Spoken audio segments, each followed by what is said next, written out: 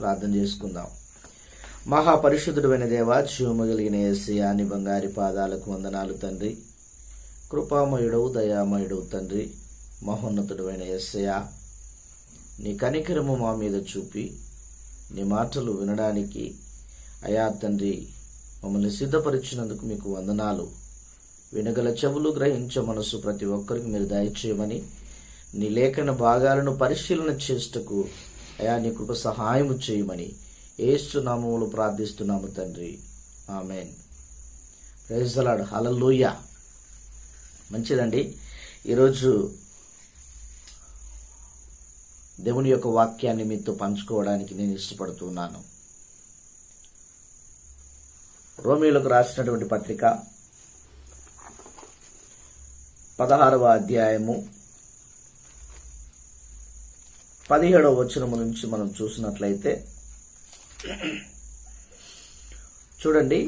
సహోదరులారా, మీరు నేర్చుకునే బోధకు వ్యతిరేకముగా భేదములను ఆటంకములను కలగచేయు వారిని కనిపెట్టియుండుడని మిమ్మల్ని బతిమాలుకొనుచున్నాను. వారిలో నుండి తొలగిపోవుడి.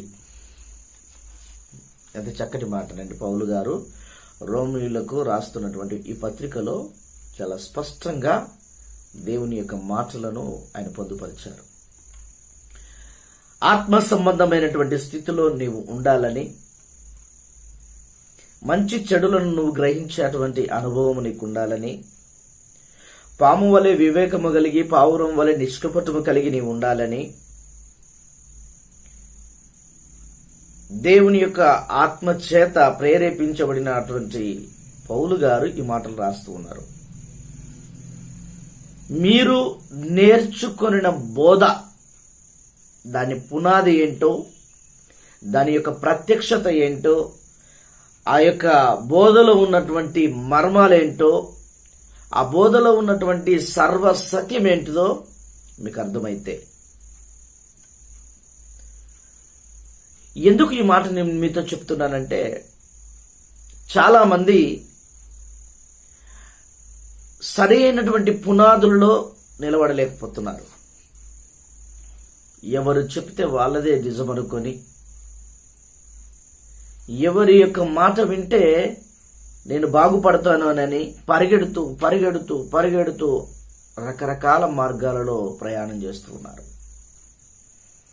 ప్రియమైన సహోదరి, సహోదరుడా, ఈరోజు నువ్వు పరిగెడుతున్నావా? ఒకవేళ పరిగెడితే నీ మార్గములు ఎలా ఉన్నాయి? నీ అడుగులు ఎక్కడ పడుతున్నాయి? నువ్వు ఎవరి మధ్యలో నువ్వు ప్రయాణం చేస్తూ ఉన్నావు?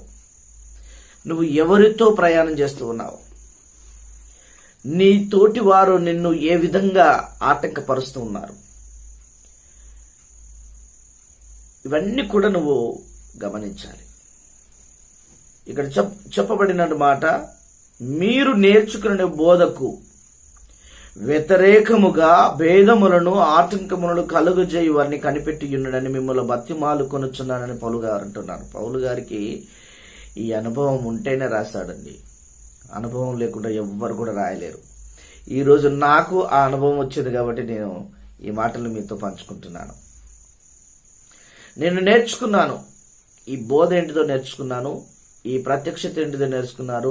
ఆత్మ కలిగించు అనుభవం ఏంటో నేర్చుకున్నాను గనక దీన్ని నేను అర్థం చేసుకున్నాను కాబట్టి ఈరోజు మీతో ఈ మాటలు నేను పంచుకుంటున్నాను. నేనేదో గొప్పవాడినని నేను ఈ మాటలు చెప్పట్లేదు. మీరు నేర్చుకున్నటువంటి బోధ అది ఏ విధమైనది? బైబిల్ బోధనండి. సొంత జ్ఞానము చేత నడిపించబడు వారు చాలా ఉంటారు. వాళ్ళు ఎలా ఉంటారంటే, ఎక్కడ పడితే అక్కడ వారే కనబడతారు. ఎవరి దగ్గరికి పడితే వాళ్ళ దగ్గరికి పరిగెడుతూ ఉంటారు. దేవుడు ఇది నీకు నేర్పించాలని చూడలేదు. ప్రభువైన యేసుక్రీస్తుల వారు మనకు ఒక మాదిరి ఇచ్చాడు. ఆయన ధర్మశాస్త్రమును పరిశీలన చేసినటువంటి వాడు, దేవాది దేవుడైనటువంటి తండ్రితో మాట్లాడిన అనుభవం కలిగిన వాడు, రాత్రింబవళ్ళు ఆయన దేవుని పని చేసినటువంటి ప్రభువైన యేసుక్రీస్తుల వారు తనను తాను పరిశుద్ధుడిగా కాపాడుకున్నటువంటి వాడు, తండ్రి చిత్తమును నెరవేర్చినటువంటి వాడు.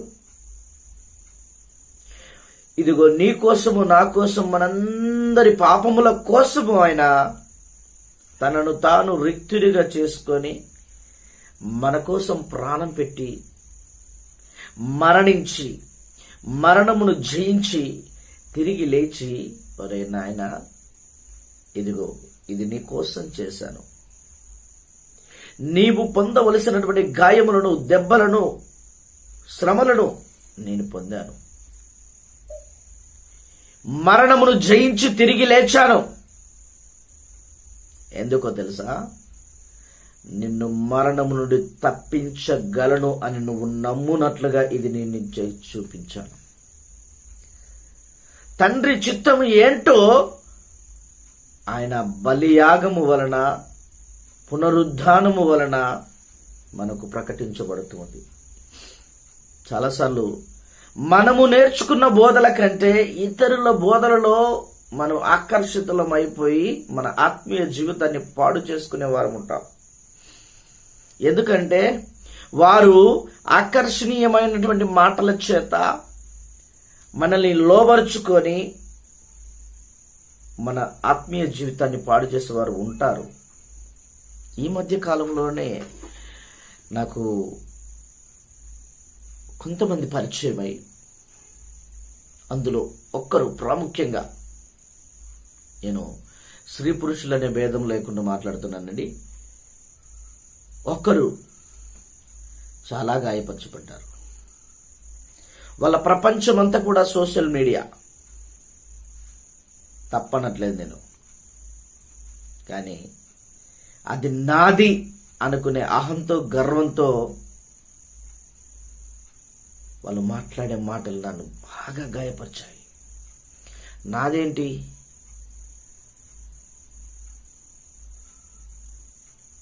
యోబు గారు మాట్లాడిన మాటలు గుర్తు చేసుకుంటే, నేను పుట్టినప్పుడు ఏం తీసుకొని రాలేదు, చనిపోయేటప్పుడు ఏం తీసుకొని వెళ్ళను, దిగంబరిగా వచ్చాను, దిగంబరిగానే వెళ్ళిపోతాను, యెహోవా ఇచ్చెను, యెహోవాయే తీసుకొనును, ఆయన నామానికి మహిమ కలుగును గాక అని పలికాడు. అంటే దీని యొక్క పరమార్థం ఏంటి? అంటే నువ్వు ఇక్కడ సంపాదించుకున్నవన్నీ కూడా నువ్వు పట్టుకొని వెళ్తావా? పోనీ నువ్వు వెళ్ళిన తర్వాత ఇవన్నీ కూడా మూయబడతాయా? ప్రసంగి గ్రంథములో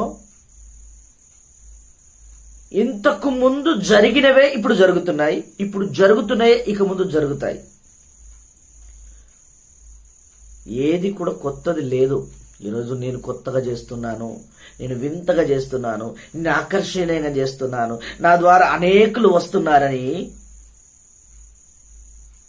వేషాలు వేయొద్దు. మనం దేవుడు సూటిగా మాట్లాడే దేవుడు. చాలా మంది అంటారు నాది నాది నాది, ఇది నేను సంపాదించాను, ఇది నా కష్టార్జితమని విర్రవీగుతున్నటువంటి వారు అనేకులు ఉన్నారు. కాదు, ఇది మనుషుల సంపాదన కాదు, మనుషుల కష్టార్జితం కాదు. ఆయన 6 దినములు కష్టపడి పనిచేస్తే నీ ముందుకు వచ్చింది. అది 6 దినములు శ్రమపడి నీకు కావలసినవన్నీ కూడా సమకూర్చి నీ దగ్గరికి తీసుకొని వచ్చాడు. నా కుమారుడా, ఇవన్నీ కూడా నీకోసం చేశాడు. ఎందుకంటే నీవు ఆయన స్వరూపములో చెక్కబడ్డావు గనక, ఆయన పోలికలను నిర్మాణం చేయబడ్డావు గనక, ఆయన ఆత్మచేత నువ్వు నింపబడ్డావు గనక ఆయన నీకు జీవాత్మను అనుగ్రహించాడు. చాలాసార్లు దుఃఖంతో ఈ మాటలు చెప్తున్నాను. మనము నేర్చుకున్న బోధలు వేరు, మనం ప్రవర్తిస్తున్నటువంటి ప్రవర్తన వేరు. చాలాసార్లు దేవుడు ఎన్నోసార్లు గద్దిస్తూ ఉంటాడు. దేవుని యొక్క గద్దింపుకు లోబడలేకపోతున్నాం.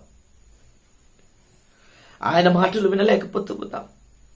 సహోదరులారా, మీరు నేర్చుకున్న బోధకు భేదములను ఆటంకములను కలగజేయవని కనిపెట్టి ఉండండి. అందరినీ నమ్మద్దు. ఎవరిని పడితే వాళ్ళని నమ్మకూడదు. ఎవడికి నచ్చిన బోధలు వాడు తీసుకొచ్చి నీకు నేర్పిస్తాడేమో. నువ్వేం నేర్చుకున్నావో బైబిల్లో, దేవుని యొక్క వాక్యము నీతో ఏం మాట్లాడుతుందో దాన్ని మాత్రమే నిష్ఠగా పాటించు. ఆ మాటలకు లోబడు. మనుషులు చెప్పే మాటలకు లోబడకు. మనుషులు పై రూపాన్ని చూస్తారు, దేవుడు అంతరంగాన్ని చూస్తాడు. నేనంటాను, దేవుడు అన్ని జనులకు వెలుగుగా ఉండంటే మనం వెలుగులో ఉన్న వారికి మాత్రమే ఫోకస్ వేస్తూ ఉంటాం, లైటింగ్ వేస్తూ ఉంటాం.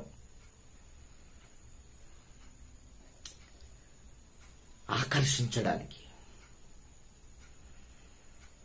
నాకంటూ ఒక ప్లాట్ఫామ్ ఉండాలి, నేను అనేకులకు ఫలానా అని పరిచయం కావాలి. తప్పు లేదు, దానికోసమే బ్రతకడం తప్పంటున్నాను నేను. కేవలము వాటిలోనే బ్రతకడం తప్పంటున్నాను.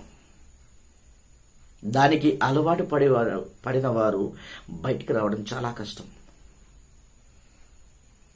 అది పాపపు ఊబి లాంటిది. అది నేను గమనించాను కాబట్టి అతి త్వరగా ఆ యొక్క ఊబిలో నుంచి బయటకు వచ్చాను.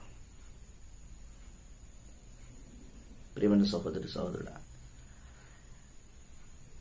అక్కడ చెప్పబడిన మాటలు ఏంటంటే, అటువారు మన ప్రభు అయిన క్రీస్తుకు కాక తమ కడుపునకే దాసులు, వారు ఇంపైన మాటల వలనను ఇచ్చకముల వలనను నిష్కపటుల మనసులను మోసపుచ్చుదురు.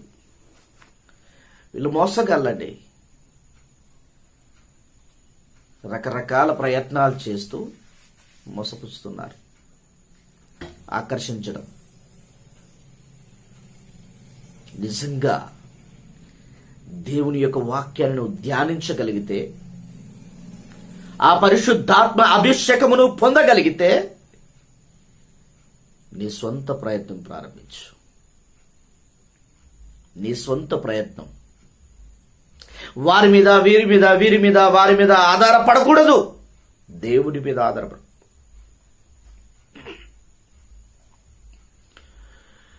మనుషులను నమ్మడం కంటే యెహోవాను ఆశ్రయించువాడు ధన్యుడు. ఆ మాట మనం గమనించాలి. మనం చాలాసార్లు మనుషుల దగ్గర గొప్పతనాన్ని ప్రదర్శించడానికి ప్రయత్నం చేస్తూ ఉంటాం. కానీ దేవుడు నీ గొప్పతనాన్ని చూడట్లేదు, నీ సామర్థ్యాన్ని చూడట్లేదు, నీ బలాన్ని చూడట్లేదు, నీ జ్ఞానాన్ని చూడట్లేదు. కానీ నీ హృదయ రహస్యాలు ఎరిగిన దేవుడు నీ హృదయంలో ఆయనకు కాస్తంత స్థలం ఉన్నదా అని చూస్తూ ఉన్నాడు. Busy busy busy busy busy. నీ లైఫ్ అంతా బిజీయే. ఎప్పుడైనా దేవునికి సమయం ఇచ్చావా? ఈ మధ్య కాలంలో నాకు పరిచయమైన ఒకరు, నేను చాలా బిజీ అండి, ఆ గ్రూప్లోకి వెళ్తున్నాను, ఈ గ్రూప్లోకి వెళ్తున్నాను, ఆ మీడియాలోకి వెళ్తున్నాను, ఈ మీడియాలోకి వెళ్తున్నాను, అక్కడ నా వాళ్ళు ఉన్నారు, ఇక్కడ నా వాళ్ళు ఉన్నారు. చెప్పుకోవడానికి గొప్పలు చాలా ఉంటాయి. నేను పరిశీలన చేశాను, పరీక్షించాను, చాలా పరీక్షించాను. వామ్మో, ఇది పాపపు ఊబి లాంటిది. ఇంటర్నెట్ జీవితాలు, 24 గంటల సంభాషణలు నాశనకరమైనది. పౌలు గారు అంతకంటే గొప్ప పరిచర్య చేశాడు. ఆయన ఎక్కడ కూడా ఒక్కరిని కూడా నువ్వు ఈ స్థలానికి నువ్వు రాకూడదు, ఈ స్థలము నాది, ఈ స్థలములో నేను మాత్రమే ఉండాలి, ఇది నా సామ్రాజ్యము అని ఎక్కడ చెప్పలేదండి. ప్రభువైన యేసుక్రీస్తుల వారు చెప్పలేదు, పౌలు గారు చెప్పలేరు, పేతురు గారు చెప్పలేదు, యోహాను గారు చెప్పలేరు. బైబిల్ గ్రంథంలో ఎవ్వరు కూడా ఈ మాట, భక్తి కలిగిన వారు ఎవ్వరు కూడా ఈ మాట చెప్పలేరు. భక్తి లేని వారంటే వేరు.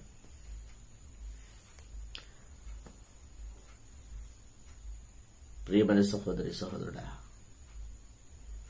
నీ ప్రయాణం ఎక్కడ పోతుంది, ఎలా వెళ్తుంది? నువ్వు నేర్చుకున్నటువంటి బోధ అసలు నీకు అర్థమవుతుందా? దేవుడు ఇచ్చినటువంటి ఆ బోధ ఏంటితో నీకు అర్థమైందా? దేవుడు చెప్పిన మాట అన్న నీ చెవిన పడుతుందా? ఎవరో చెప్పిన మాటలకు మోసపోకు. వాక్యం ఏం విధంగా నీతో మాట్లాడుతుందో దాన్ని గమనించు. ఆయన వాక్యమే నిన్ను బ్రతికిస్తుంది. నీ బాధలలో, వేదనలో, దుఃఖములలో నీకు నెమ్మదినిచ్చేది దేవుని వాక్యము. మనుషుల మాటలు ఇచ్చకములాడు మాటల చేత నువ్వు మోసగించబడకూడదు.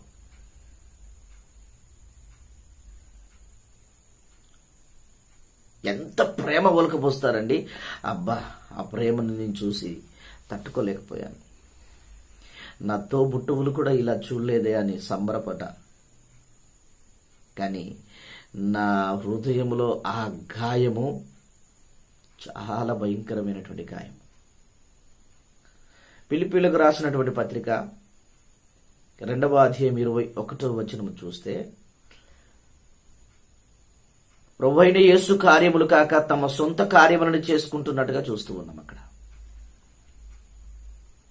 మన సొంత కార్యాలలో ఆనందాన్ని వెతుకుతున్నాం, మన సొంత కార్యాలలో దేవుని పేరు వాడుకుంటున్నాం తప్ప అది దేవుని పని కాదు. దేవుని చిత్తం ఏమై ఉన్నది? పౌలుకు ఏ విధమైనటువంటి పరిచర్య ఇవ్వాలో ఇచ్చాడు. పేతురుకు ఏ విధమైన పరిచర్య ఇవ్వాలో ఇచ్చాడు. పౌలు గారు చాలా జ్ఞానవంతుడు, అన్ని విద్యలు నేర్చుకునేవాడు, ధర్మశాస్త్రమును స్పష్టంగా చదివినటువంటి వ్యక్తి. ఆయన బలంగా వాడబడ్డాడు. ఏ చదువు లేని పేతురు దేవుని సేవలో బలంగా వాడబడ్డాడు. మరి వీరిద్దట్లో ఎవరు గొప్ప అని చెప్పాలి? ప్రియమైన దేవుని ప్రజలారా, నువ్వు గొప్ప, నేను గొప్ప కాదు. వారిద్దరిని వాడుకోవడానికి దేవుడు వారిని పిలుచుకున్నాడే, ఆయన గొప్పవాడు. ఆయన నామానికి మహిమ కలుగును గాక. పేతురు గొప్పవాడా? పౌలు గొప్పవాడా? ప్రియమైన సహోదరి సహోదరుడా, పౌలెవడు, అపోలో ఎవడు? నిజంగా ఈ మాటలు మనం చదివినప్పుడు విచిత్రం అనిపిస్తుంది. ఎవరిని కూడా అంత తేలిగ్గా నమ్మకండి. ఎవరి బోధలు వినకండి. యేసయ్య బోధలు వినండి. యేసయ్య మాటలు వినండి. ఆ మాటలో ఉన్నటువంటి అర్థాన్ని, పరమార్థాన్ని, సత్యాన్ని గ్రహించండి. పరిశుద్ధాత్మ చేత ప్రేరేపించబడిన వారై ఉండండి. మనుషుల ద్వారా ప్రేరేపించబడకండి. ఎందుకంటే అట్టివారు ప్రభు అయిన యేసు కోసం పనిచేయట్లేదు. వాళ్ళు కడుపులు నింపుకోవడానికి పనిచేస్తున్నారు. ఎవరి దగ్గర నుంచి ఏ సహాయం వస్తుందా అని ఎదురు చూసేటువంటి బాపతి వాళ్ళు. శృంగారం అనే ద్వీపాలయం ముందట ఊచకాళ్ళవాడు కూర్చొని భిక్షం అడుక్కుంటూ ఎవరి దగ్గర ఏమి దొరుకుతుందా అని ఎదురు చూస్తున్నాడు. వాళ్లకు వీళ్లకు తేడా లేదు. కడుపు కోసం పనిచేసే వాళ్లకు అడుక్కునే వానికి తేడా లేదు.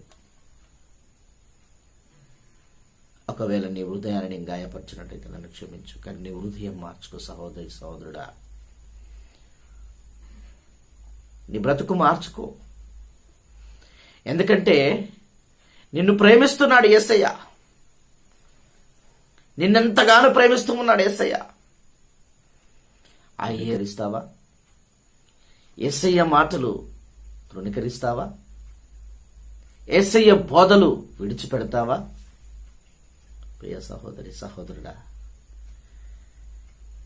ఏది ఏమైనా దేవుని యొక్క మాట నీకు జీవాన్ని కలగజేస్తుంది. యోహాను సువార్త 8వ అధ్యాయం 12వ వచనం, నేను లోకమునకు వెలుగై ఉన్నా, నన్ను వెంబడించువాడు చీకటిలో ప్రవేశించగా జీవపు వెలుగు కలిగి ఉంటాడు. జీవపు వెలుగు కావాలంటే దేవుని యొక్క మాటలలో నువ్వు స్థిరపరచబడాలి. లేకపోతే ఈ లోక మాలిన్యం కావాలనుకుని నీ ఇష్టానుసారంగా బ్రతుకున్నాయన ఎవరు వద్దన్నారు. ఇంకా మాటలు మనం చూసినట్లయితే కింద, మీ విధేయత అందరికీ ప్రచురమైనది గనక మిమ్మల్ని గురించి సంతోషించుచున్నాను. నువ్వు దేవుని దగ్గరకు వచ్చావు, మారు మనసు పొందావు, రక్షణ పొందావు, బాప్టిజం పొందావు, పాపక్షమాపణ నిమిత్తం ఇప్పుడు దేవాది దేవునికి మహిమకరంగా ఉంటున్నావు. నిన్ను బట్టి నేను సంతోషిస్తున్నాను అంటున్నాడు పౌలు గారు. కాబట్టి మీరు మేలు విషయమై జ్ఞానులను, కీడు విషయమై నిష్కపటులనై ఉండవలనని కోరుచున్నాను. సమాధానకర్తయగు దేవుడు సాతానుని మీ కాళ్ళ క్రింద శీఘ్రముగా చితక తొక్కును. దేవుని యొక్క మాట ప్రకారంగా ఉంటే సాతాను మీ కాళ్ళ కింద తొక్కబడతాడు. వాడి మాట వింటే వాని కాళ్ళ కింద నువ్వు తొక్కబడతావు. ఇంతకంటే వేరే లేదు. అందుకే మనము నేర్చుకున్నటువంటి బోధ ఈ బైబిల్ గ్రంథంలో ఏదైతే ఉన్నదో దాన్ని మాత్రమే ధ్యానించు. ఎవడు చెప్పిన బోధన వినకు, దేవుడు చెప్పిన బోధలు విను. అది నిన్ను బ్రతికిస్తుంది, అది నీకు జీవాన్ని కలుగజేస్తుంది, జీవపు వెలుగులో నిన్ను నడిపిస్తూ ఉంది, మరణ ఛాయల నుంచి నిన్ను విడిపిస్తుంది. ప్రియ సహోదరి సహోదరుడా, ఈరోజు ఈ మాటలు నేను ఒకవేళ కదిలించినట్లయితే నీవు నేర్చుకున్న బోధకు భేదములను ఆటంకములు కలగజేయవారని కనిపెట్టి ఉండు, కనిపెట్టి ఉండు. ఎందుకంటే అట్టి వాటిలో మన దేవుడు ఆనందించేవాడు. నువ్వు క్రమముగా జీవిస్తే దేవుడు నీ పట్ల ఆనందిస్తాడు. ప్రేమ కలిగిన దేవుడు, దయ కలిగిన దేవుడు, నీపై కృప చూపే దేవుడు నీకోసం ప్రాణం పెట్టాడండి. ఆయన మాటలు వినాని, మనుషుల మాట వినకు. వాని మాట వీని మాట విని మనం అతిశయంలోకి వెళ్ళిపోయి అహంకారులుగా మారిపోయి గర్వాంధులమైపోయి దేవుణ్ణి మర్చిపోతున్నాం.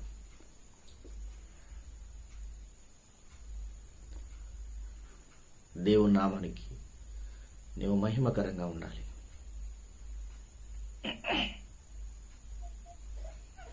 చాలా అద్భుతమైనటువంటి ఆశీర్వాదాలు నీకోసం సిద్ధపరిచాడు దేవుడు. ఎందుకు దేవుని ఆశీర్వాదాలు ఎందుకు పోగొట్టుకుంటావు? ప్రియ సహోదరి సహోదరుడా, మనుషుల మాటలకు లోబడకు. ఇది నాది నాది నాది అనుకునే జీవితం మనకొద్దు. ఈ క్రీస్తుది, ప్రభువైన యేసు నీకు ఉచితంగా ఇచ్చినటువంటి బహుమానాలు, వాటిలో జీవించు. క్రీస్తు కోసం జీవించు. ఆయన మాటల ప్రకారంగా జీవించు. కాబట్టి ప్రియమైన సహోదరి సహోదరుడా, ప్రభువైన యేసయ్య నిన్ను దర్శించి, నిన్ను బాగు చేసి, నిన్ను స్వస్థపరిచి, నిన్ను దీవించి, పరలోక రాజ్యానికి వారసుడిగా చేసి నిన్ను నిలబెడితే నువ్వు వాడి మాట వీడి మాట విని నరకానికి వెళ్తావా? ప్రియమైన సహోదరి నేను ఎంతగానో నమ్మానంటే ఇలాంటి మాటలు నిజంగా సూటిగా ఒక మాట అంటాను. ఇది నాది. నేను ఒక ప్రాంతంలో నేను సేవకి వెళ్ళాను. అక్కడ పాస్టర్ గారు మీరు ఆ ప్రాంతానికి వెళ్ళారు కదా, ఆ చర్చికి వెళ్ళారు కదా, ఆ గ్రామానికి వెళ్ళారు కదా, దయచేసి ఆ గ్రామానికి ఇంకోసారి వెళ్ళకండి, అక్కడ మా కుటుంబాలు ఉన్నాయి. ఎన్ని కుటుంబాలు బ్రదర్ అంటే ఒక కుటుంబం అని చెప్పాడు. ఆ గ్రామం మొత్తం ఒకటే కుటుంబం ఉన్నదా బ్రదర్ అంటే అవును బ్రదర్, అక్కడ ఒక కుటుంబం ఉన్నది, మీరు అక్కడికి వెళ్ళకండి. మీరు అక్కడికి వెళ్ళడం వల్ల నా కుటుంబం డిస్టర్బ్ అవుతుంది, మీ దగ్గరకు వస్తారేమో, వాళ్ళని ఆకర్షించడానికే మీరు వెళ్తున్నారేమో అని అన్నాడు.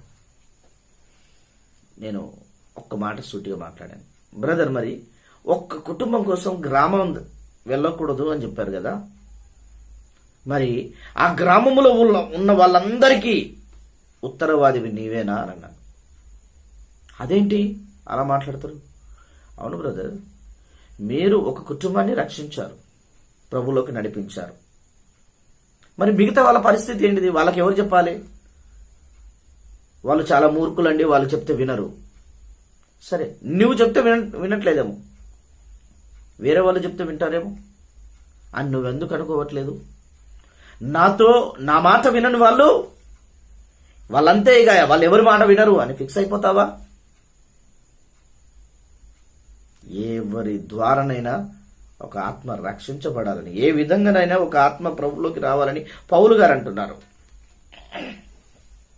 మరి నువ్వేంటి? వాళ్ళు నా వాళ్ళు, నేనే అక్కడికి వెళ్ళాలి.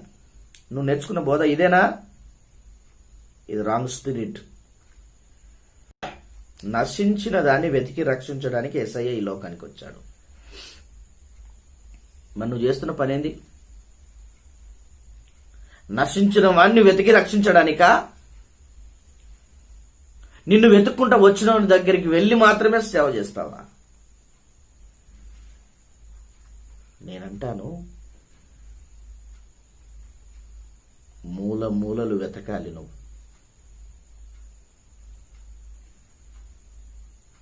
బలహీనమైపోయి ఎక్కడ బలహీనంగా ఉండి పడిపోయిందో, తప్పిపోయిందో, నీరసంగా ఉందో వెతకాలి. నువ్వు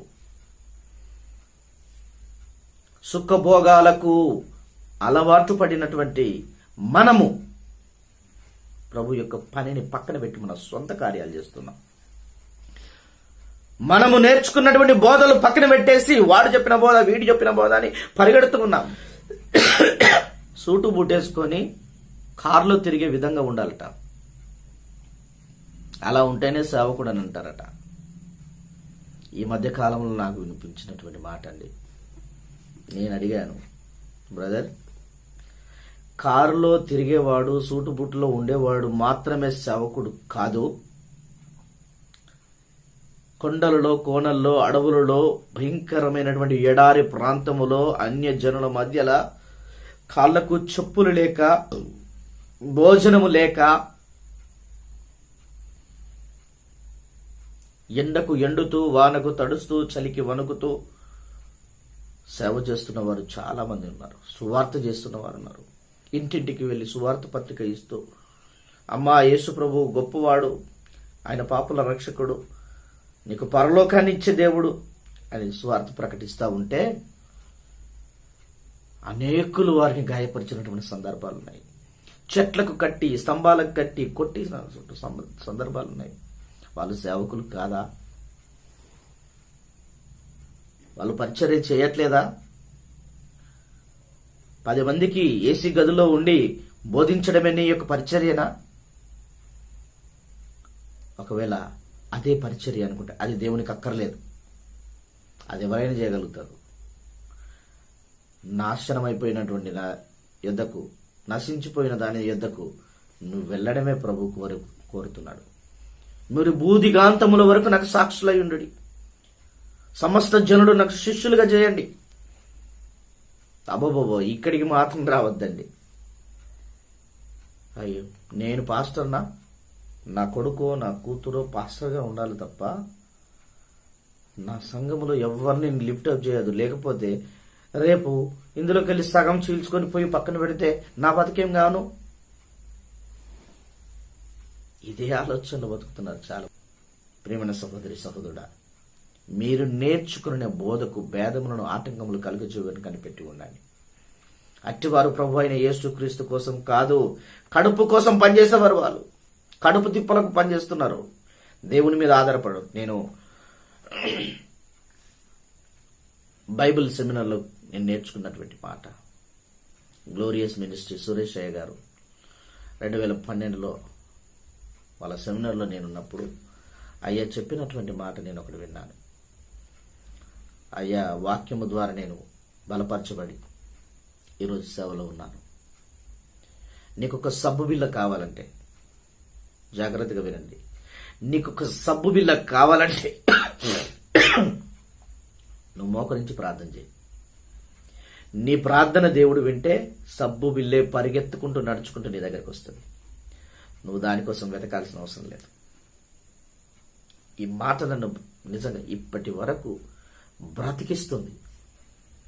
ఎందుకంటే ఆ సేవకుడు పరిశుద్ధాత్మ నడిపింపు ద్వారా ఆ మాటను ప్రకటించాడు. ఆ మాట నా హృదయాన్ని తాకింది. నిజంగా యేసయ్య నాతో మాట్లాడుతున్నాడు ఈ సేవకుని ద్వారా అని చెప్పి నేను నమ్మాను. వెంటనే ఆ రోజు నుంచి ఈ రోజు వరకు నాకు కావలసిన ప్రతి అవసరత నిమిత్తము మోకరించి ప్రార్థన చేస్తూ ఉన్నాను. నన్ను ఎవరైనా గాయపరిచినా, ఇబ్బంది పెట్టినా, దూషించినా వారికి దూరంగా వెళ్ళిపోతాను. కానీ అక్కడే ఉండి వాదోపవాదాలు చేయను. ఇది దేవుడు నాకు ఇచ్చినటువంటి ప్రత్యక్షత. కాబట్టి ప్రియమైన సహోదరి సహోదరుడా, ఈరోజు నువ్వు నేర్చుకునే బోధకు భేదములను ఆటంకములు కలగజేయని కనిపెట్టి ఉండు. నీకేదైతే అవసరం ఉందో దాని గురించి ప్రార్థన చేయి, దేవుడు నీకు ఇస్తాడు. ప్రార్థన చేయకుండా నీ ఇష్టానుసారంగా నువ్వు ప్రవర్తించకూడదు. మనుషుల వైపు పరిగెత్తకూడదు. కాబట్టి ఈరోజు దేవుడు నీతో మాట్లాడాలని నేను నమ్ముతున్నాను. నాతో మాట్లాడిన దేవుడు నీతో మాట్లాడుతున్నాడు. కాబట్టి మనము దేవుని యొక్క మాటకు లోబడదాం. దేవుని యొక్క బోధలో కట్టబడదాం. ఆత్మచేత నింపబడదాం. ఆత్మ పరవశులమై ప్రభువును ఆరాధన చేద్దాం. దేవుడి మాటలు, కొద్ది మాటలు దీవించి ఆశీర్వదించి మన హృదయంలో వాటిని పదిలపరచునుగాక. ఆమేన్, ఆమేన్, ఆమేన్.